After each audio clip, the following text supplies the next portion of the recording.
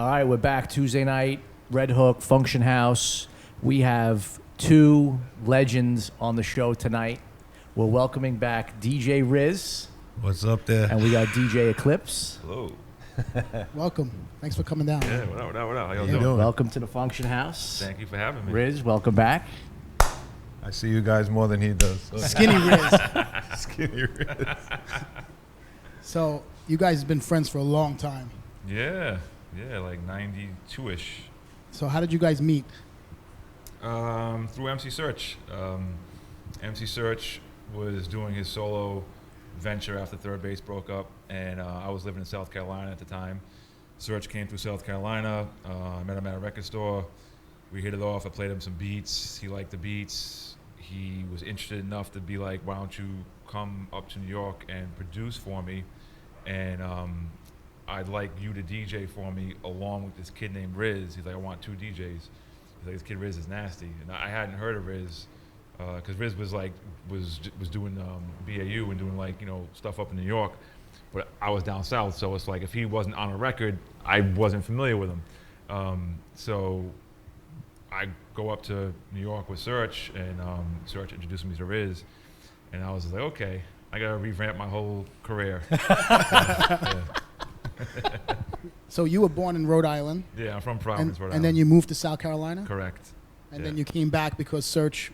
Yeah, that was, my family moved down south in '85, and then I kind of made a name for myself down south. But then, like, once I was old enough to kind of get out, it was like I was waiting for the opportunity to come back up north, because just for the type of stuff that we do and the style of music, it's just like it just made more sense to be up north for it. Always a hip hop DJ, even down south. Mm-hmm. And the craziest shit was, I used to practice with Daddy Rich, who was Third Base's original DJ. And I don't even think I knew Search. I knew Search when he came up to the radio show. That's when I met him, when I used to do the college radio shows. But it was just such a weird coincidence how I used to practice with Rich, and then before you know it, myself and Eclipse were DJing for Search when he was solo. Yeah. So you guys do a lot of traveling with Search? We did. I mean, during that era, that 92, 93 era, Search was doing a lot of solo shows, and so me and Riz was right there. Yeah, we did a bunch of shows, and we did the Arsenio Hall show when I had hair like up to here. Yeah, you were throwing. Shit was crazy. And we had the matching Nike ugly ass brown. Like, I thought you had Sergio Tacchini's on. No, that was a different video. He had a Tacchini on in one video. No, I never owned a Tacchini. No? No. I couldn't do it. It might have been a velour. Still a velour? Yeah. So that's what started the halftime show. The friendship, the bond right there, just on some, the DJ tip, definitely carried over, because Search's career as an MC was put on hold, in like '94 when he left Def Jam and pursued a career as a VP at Wild Pitch Records, and then he brought me along to do work at Wild Pitch, so he kind of stopped rhyming, did the business thing for a while, and so me and Riz just obviously kept DJing, and so Riz went from BAU to doing NYU with Mr. Mayhem, and so he was always staying busy. It was actually RHU first when I went to college. I was with Jeff Force. I did the college radio show, like very prestigious show, man. It was like Public Enemy, the leaders of the new school would always come down there, and that was my first. And then I kind of started double dipping with the BAU show because I was like a radio whore back then. It still is. It still is, yeah. So yeah, you could tell. So and then I wound up doing NYU with Mr. Mayhem and Martin Moore, and you can go into that a little bit more. And then when he was kind of doing that, I started filling in for Stretch over on KCR. And being that he was already doing NYU, I guess Stretch figured he's busy, so let me just hit up E. So, I was up there like a lot. I would do it once in a while, but he was up there a lot. And there was a lot of like, big shows that I was up there for, like, the last time they were in Ferris Booth Hall, the first time they were in Riverside Church, and when Pun came up for the first time, like there was a lot of time where Stretch was just gone, so I got to fill in. So I was starting to make more of a name for myself, in the New York underground by playing on that show. I'd fill in once in a while on Mayhem as well, but he was there like every week. And then I was also working at Fat Beats, starting in like '95. So between all of that, it just kind of like we just kind of had this bond and this thing about pushing, the indie movement, and then once what happened was at NYU, Mayhem and them didn't really conduct themselves properly by radio standards, so they ended up kicking them off the air, and obviously Riz goes with that, so they got kicked off, and then Lynn Gonzalez, I think she was doing announcements on Yeah, she would show. do like the announcements. She was a student at the school. She was a student at the school, so she was doing announcements on the show. So what happened was they gave her the show. And Lynn was like, I don't know, 18, 19 at the time, something like that. So, she'd have all these great guests on, and we'd be listening, and we'd be like, wow, like, if only she knew to ask him this, if only she knew. And then she had guest DJs. Rotate was one of the ones that she would always have on there. So, Riz came to me a few months later, and he's like, what do you think about me and you stepping to Lynn and see if she wants to start, like revamp the show and have us be like the in-house DJs, and because we bring the knowledge and the music and everything to the show. And so we stepped to Lynn, and at first she was reluctant, because she was scared we were just gonna kind of like take the show over and like she'd be left out. But You guys did take the show over, right? Well, you know what, we kept. She was part of the show. She was part of the show, but she graduated and then she left. You know what I'm saying? So she wasn't there that long. But so she graduated, she left. We actually were able to keep the show, and we started the show in March of '98, and then I think Riz lasted until about 2001. Yeah, something like that. I started doing some more commercial radio stuff. And music was, that was a bad time for hip hop. It was. 2001. It was like it was really starting to decline. Like the late '90s were really great. The mid '90s, the late '90s were really great with independent music. Yeah. But then like the beginning of 2000s, the sound just started changing. It was getting. Did people like stop coming up to the station? Well, that too. You know what I'm saying? It's like at earlier in the station's era, we'd have bigger guests, and then I guess once really like Hot 97 had really taken off, a lot of those guests now that they could just go up there. It's the rate. We used to be the gateway, and then when they came along and started getting those type of artists, that's like when it really crossed over the mainstream, right? Around 2000. So they were like started like early '93, like 93, 94. I think when they started doing Flex and all that stuff. I mean, we would still get good guests then, but it just wasn't as often. Right. It was like it was it wasn't. We wouldn't get major guests as often, like the major label guests as often. Because now it wasn't underground anymore. Right. The music was changing. It was it was different, and because they had access now to Hot 97, so it started becoming favors. Like they would be like, "Yo, can you get this new artist that I have up here?" Right. And then maybe we bring Nas. Right. So it started getting a little crazy. Yeah. So you stuck with it though. You kept. I did. I said, 2001. He was like, "Yo," like it was because we would go to the show and like we'd have the same records for like a month or two. And he was like, yo, like, there's nothing new that's good to play. So it's like, it got to the point where he was like, yo, I'm out.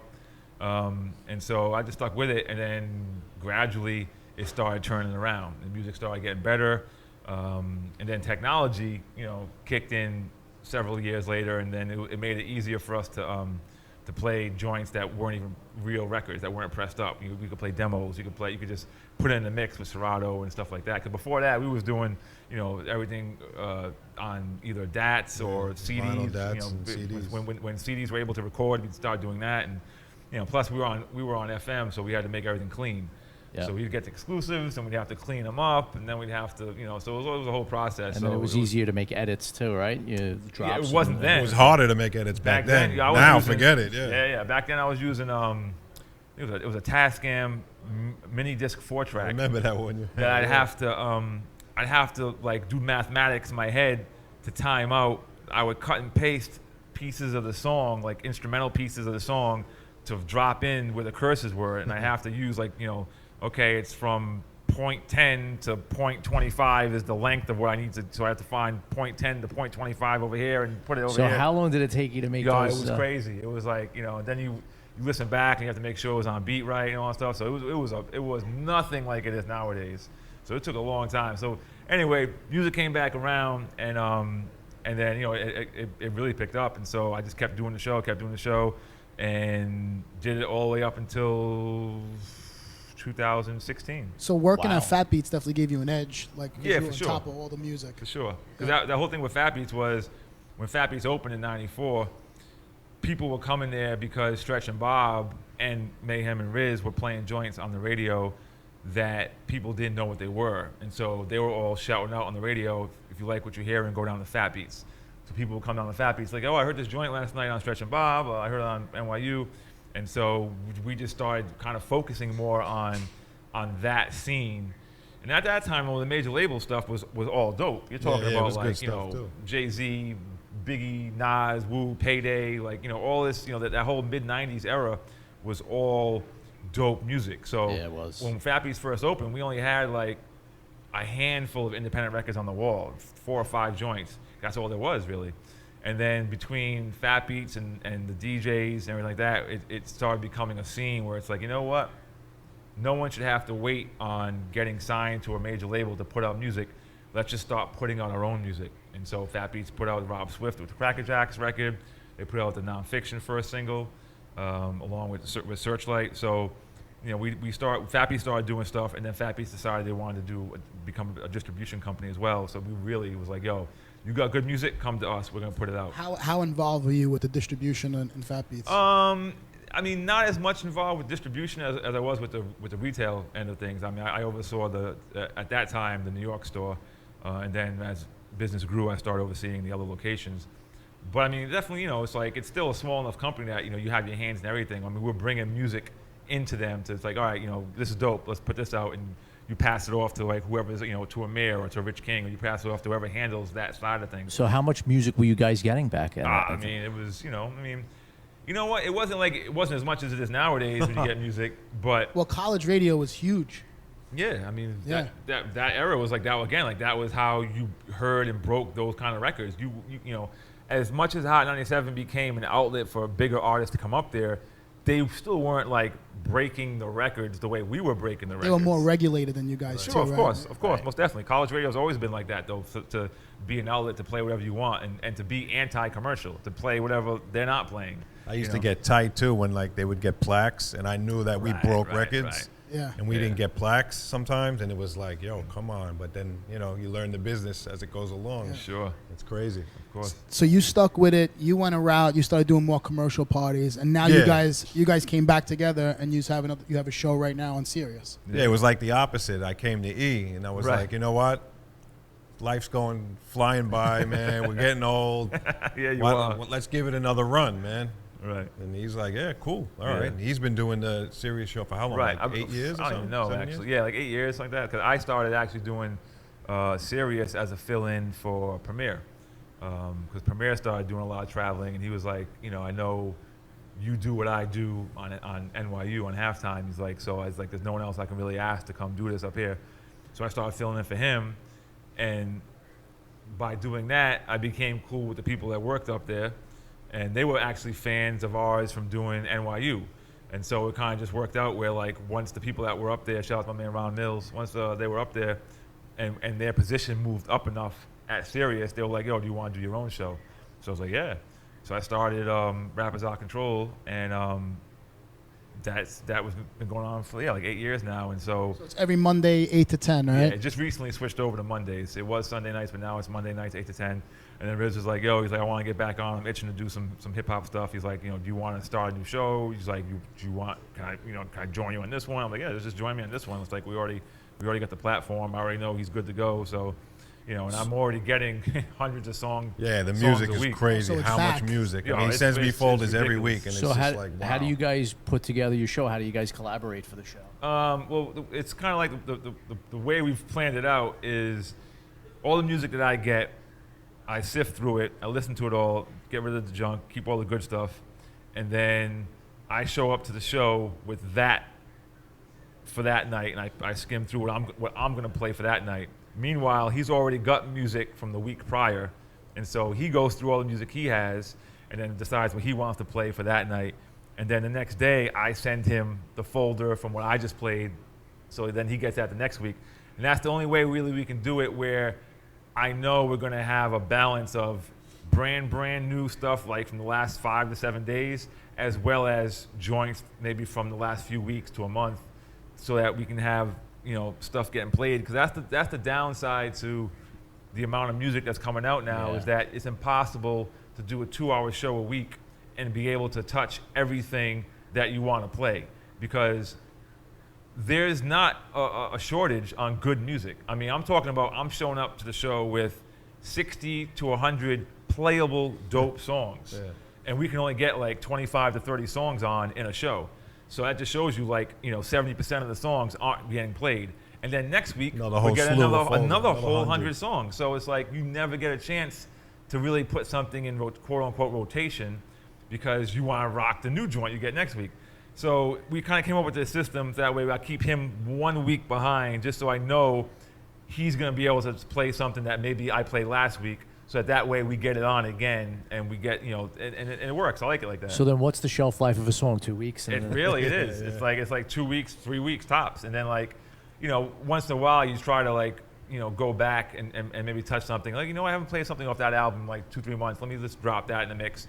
Or what we do is when we have guests on, that's always when we revisit those records. We're booked up now to December with guests. So there might be someone coming up in December whose record came out 3 weeks ago. So it might be over for us by the time they come up. But when they come up, we're going to re-hit it again and play more joints. Or like the new Eminem record I played from 2002. Actually, it was Thurston Howell featuring Thurston Howell, right. First show, he's back on with me. He decides, I'm going to play some music I have. He puts a joint on thinking it's brand new. It was from 13 years ago or something like that. I was like, yo, bro, what are you doing? He's like, welcome back. That's what you get for dissing me for fucking 15 years.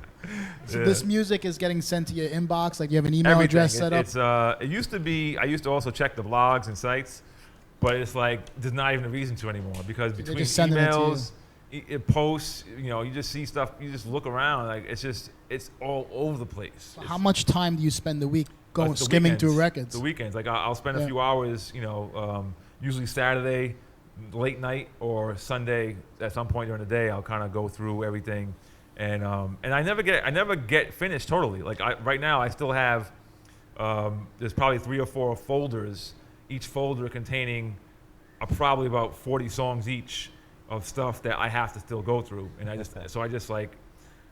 try to go through all the singles, and then when I get to albums and those really big folders, I do those last. And so I get as many as I can tolerate, and then I just put the rest aside for the following week. So who's some of the new rappers? Name a new rapper out right now that maybe somebody wouldn't know that's making some noise in your world. Recognize Ali, Daniel Son, Rashid Chappelle, David Bars. David Bars is dope. G. Fisher. These are all New York cats? Not all. Nah, some of Recognize Ali's from South Africa. Daniel Son's from Toronto. Who else is new? Chris Rivers is fairly new from the Bronx. You know what I'm saying?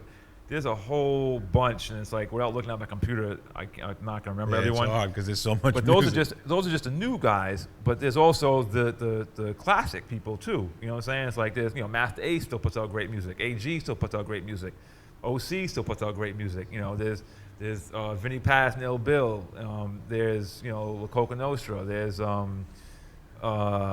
there's just so much stuff. Apathy and OC just put out a new album. Mad Child and Evidence just dropped a dope album. Slain and Terminology are putting out a dope album. Master Killer came up. Yeah, we just had Master Killer up, last night.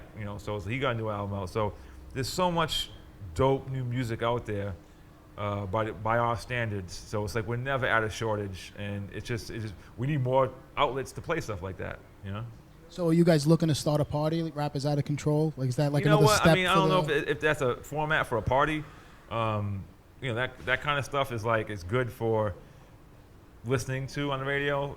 Maybe certain songs you drop in a club or something like that. But I don't know if the vibe is, especially because 99% of those songs are 78 BPMs. Yeah, it's like the trap music of underground hip hop. That's so it's mad. But it's not slow. trap music. Yeah. Have you broke any artists from your show? Some of the dudes that we just mentioned are dudes that really weren't getting a lot of light in New York. You know what I'm saying? Like Daniel Son, out of Toronto. It's he's really dope. And as far as I know, there wasn't really anyone else playing them on their shows until we started playing them. And then there's also, it's there's a collective of us that share music. So a few of us DJs will share what each other has. That way we help each other get those artists more exposure. So even if I'm only able to play a Daniel Son record, once. Premier might hit that same record up the following week. So that's 2 spins right there, So it's like, I saw like Recognize Ali post, that like, he's like, yo, Preem spun my joint on Friday and Riz and Eclipse spun it on Monday. So that's our goal, is to like, play the dopest music that we feel, but also try to enlighten those around us so that they can also have the opportunity to play and try to break these artists. Because so any of these artists making mainstream music as well as making the underground tracks? There's a few of them that touch on both. I mean, like, there's joints, like, for example, like Sadat X, he continuously puts out dope records, and he'll make a record that, like, has commercial appeal to it, you know what I'm saying? So it's like, there's joints that I'll actually send it, like, just on the humble of, like, I have no investment in the record, but I'm like, yo, like, this record, I can hear this work in, like, a real party, like, or on a Hot 97, and I'll send it to, like, those type of DJs, be like, yo, like, check this might work for you. Because I want to see him win. I want to see Sadat, because it's better for all of us that we excel as a genre. You know what I'm saying? So it's like, because that's the thing. Back when the whole mid '90s, when we had up until the mid '90s, everything was kind of like on the same level. You know what I'm saying? Like, it was just dope music, and then the commercial mainstream stuff started changing, and then when you really like, the Puffy era and all that stuff, it's like, was when it really started getting very watered down, very commercialized, and people like, us started not liking the type of mainstream hip-hop that was being made. It was more party-oriented and not really like, it wasn't Pete Rock and CL Smooth, it wasn't Gangstar, it wasn't, it wasn't Main Source, it wasn't that kind of a sound. It was less about the culture. It was less about the culture, more about selling records and money, and so that started the Great Divide, and so a lot of the people in the mainstream started looking down on what we did and what we played because they felt it was beneath them. They felt it was like backpack music, they used to call it, stuff like that. It was nothing backpack about the music. It was like, it was the hardest dudes was putting out, these type of records. It was just that it was independent. And so they did it lose, so it kind of lost some credibility? Yeah, totally. In the mainstream's eyes, they always looked at what we did as less than, you know what I'm saying? So it's like, we always had to work 10 times as hard to compete. And I think we do on a skill level for sure. You know what I'm saying? It's like, I mean, I'm not the greatest DJ in the world. Riz is friggin' nasty as hell. And I'm far from the greatest too. So. But like, show us who's on commercial radio that's really doing what we do. You know what I'm saying? It's like, and it's like, and you even have some of these dudes talking about DJing is played out, and they just play records. They just kind of like, they just push buttons and just, it's just like, no, that ain't what it's about. It's about, creativity and being technical and thinking about what you're doing and stuff like that. And that's also, like, we're gonna have fun tonight and we're just gonna bug out, but like, certain things, it's like, you put together sets and you plan it out. I've always told people a set is like a book, and it tells a story. And whether it's a planned set or whether it's like, just us for 2 hours on Rappers Out of Control, you can't play certain records next to each other. And DJ Scratch said this best the other day, where he was like, you're not supposed to play Usher into like Rakim. You know what I'm saying? It's like, there's just certain things that just it might be the same BPM, but when you're trying to tell a story, you want you want a smooth transition from point A to point Z. And so you want to play like-minded artists that have a similar sound, and then you kind of start slowly bridging it into maybe something more harder or something softer, and you tell a story. And you take the person on a journey where it sounds great. But when you start doing that, like throwing stuff in here and there, and it has no type of flow to it, that's the difference between what we do and what they do. Do you find that there's a lot of DJs today that don't know how to create that story? Sure, of course. I mean, a lot of that though has to do with not having the right teachers. You know what I'm saying? The right music. Because the music today that's coming out. That too. It's like, it's like, but that goes not just for DJs. That goes for MCs. That goes for just the generation. I had this conversation the other day where it's like the generation of today's youth, they didn't listen to what we listened to coming up. They listened to what was coming up about 10 years ago. You know what I'm saying? So it's like they didn't have, from an MC's perspective, they weren't growing up on Big Daddy Kane, G-Rap, Rakim, Grandmaster Caz, Melly Mel, Kumo D. They weren't listening to wordsmith and people that were lyrical and people that made you think. For producers, they weren't listening to Marley or Large or Premier or Pete Rock, Alchemist. they weren't listening to those guys. For DJs, they weren't listening to Scratch and Richie Rich and Qbert and Revolution and those dudes because they're from a younger generation and they don't have that outlet to see any of those dudes.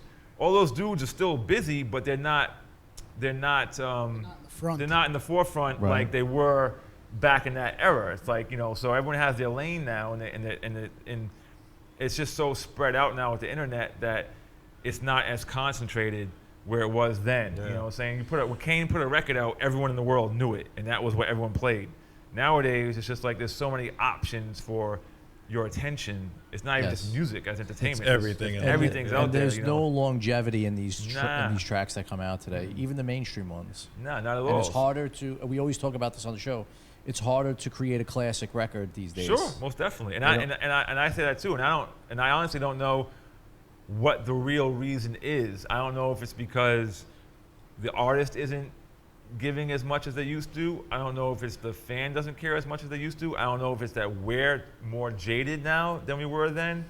I don't know the exact reason, but yeah, like I say that to someone all the time too. It's like when you think about classics, you think about old stuff. You think classics is called classics because not because it's old, but because it stands the test. It's something that's like it's huge. When you turn on a sports game, you're gonna hear Naughty by Nature, Hip Hop Hooray. You're gonna hear House of Pain, Jump Around. You're gonna hear, Rob Bass, It Takes Two. These are classic songs. You know what I'm saying? Like I can't say, are you gonna hear something that came out last year? 2 years ago, 3 years ago. It's like they're not. Those aren't big records. Like Cardi B's not a classic. I don't know, bro. I just found out who she is. I don't. He just found out, and the funniest thing is when we were in a spot and we were leaving, they were playing Despacito, and I was like, "Yo, dope record, right?" He's like, "I don't even know what it is."